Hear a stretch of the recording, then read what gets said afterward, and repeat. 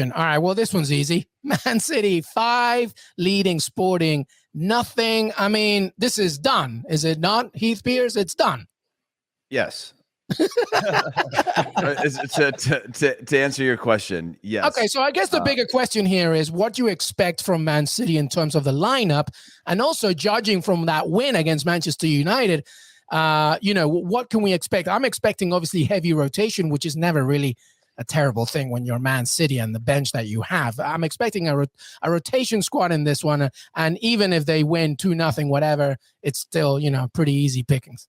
Yeah, I mean, you just have the ability now to rotate your squad differently than you did before. Raheem Sterling didn't play over the weekend, so he can step in and get his minutes. Didn't even come off the bench in that one. And so it's set up perfectly to get him a run and start to rotate players, allow Phil Foden to get a rest or De Bruyne to get a rest. Ruben Diaz gets another rest, which if he was sort of close enough to being fit and this was a tight one, you would expect him to probably have to be thrown to the Wolves in this one to sacrifice. And now it's just a great scenario. It's sort of the luck that Man City have had all season long, is that the moment that they have any sort of issues, it's sort of at a different time or a different pace when the league in itself, the Premier League, is getting depleted by rosters and their rosters getting depleted by COVID. And then now a situation here where you're being given this cushion. And not to say that's luck. You beat somebody 5-0, you get to rotate whenever you want. You earn the right to rotate your squad here. But coming after a huge win where they didn't really pick up any knocks over Manchester United, it's just a great window for them to rest, rotate, and know that there's a huge buffer that you could actually get a huge rest out of most of your squad and still feel safe knowing that you can bring 3-4 players off the bench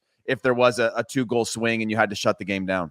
Yeah, on top of that, I would consider looking at partnerships that you want to strengthen with Ruben Diaz out, especially in the back line. You get Stones and Laporte some more minutes. They have 3 games coming up away from home: Crystal Palace, Southampton, and Burnley. And all those are going to just be a fight, right? There's nothing beautiful. Yeah, I mean, all 3 of those teams can play at times, but ultimately they think when they're playing against the Man City, we got to drop back and we got to fight to get results. So they know what's coming, and I think that there will be some rotation. From a Sporting perspective, they just lost to Porto in leg 1 of the Portuguese Cup semifinals. They were up 1-0, and they gave up 2 goals to go 2-1. They're just probably not in their best form at this particular point in the season. And I think that their coach, Ruben Amorim, might just want to start playing some younger players. They just had a player start this past weekend in a 2-0 win, Dario Essugo. And I throw his name out there because I want you to remember it. He's 16 years old. Oh, Jimmy, we all play Football Manager. We know all the 16-year-olds. Okay, if you know Dario Essugo, then that's fine. He's a bit old for my team. But Sporting, the previous youngest starter in the history of the club was Luis Figo. So they really, really believe in this kid. And why not? Yeah. Why not just throw him out there and see how he does? Well, maybe don't. Because that sounds Guardiola, horrible if I was 16 down 5-0 in the second leg being like, you got this, man. Well, I don't know. Maybe you don't want to showcase him because then City can come in and buy him. And you're like, oh, great, sweet. We just lost our best player. But I don't know. It's an interesting moment for Sporting and what they elect to do. I mean, they're going to go out there and fight and make it difficult. But yeah, 5-0 is just too much.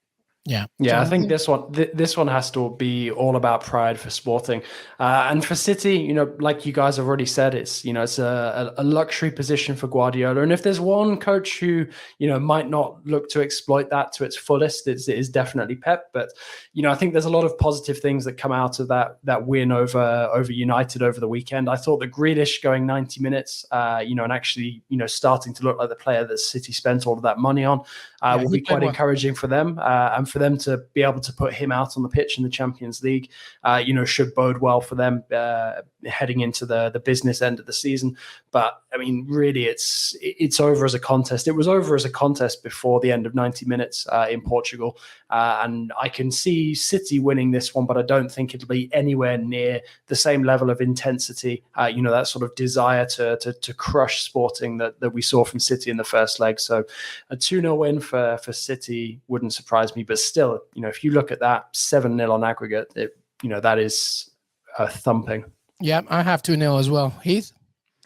Yeah, I think 2-0 sounds right. I mean, I'll just follow the crowd. Well, what's interesting is it's so heavily favored on the odds and on Caesars Sportsbook for City, rightfully. But the over 3.5 goals is plus 105. And I'm looking at that because I could see Sporting scoring 1 and then City's be like, all right, we'll score 5 at the 3 or whatever. Doesn't matter.